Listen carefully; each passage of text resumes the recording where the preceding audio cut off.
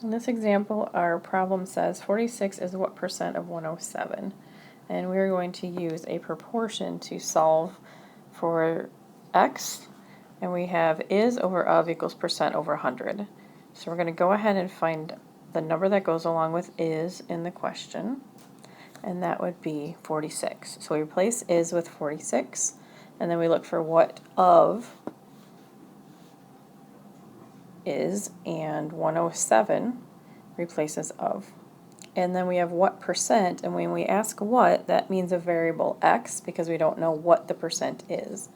So we're going to use x and replace the percent with x, and that is always over 100.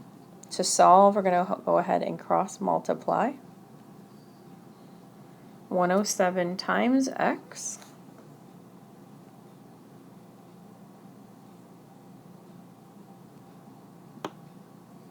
and then 46 times 100.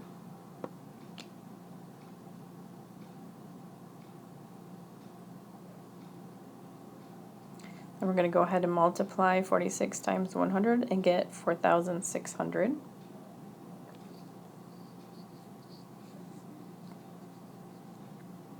And then we have a one-step equation, so we're going to go ahead and do the inverse operation. 107 times x, the inverse would be divided by 107. We do that on both sides of the equal sign.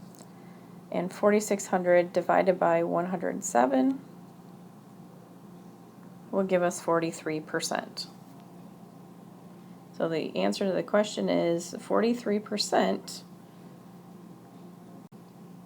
of 107 is 46.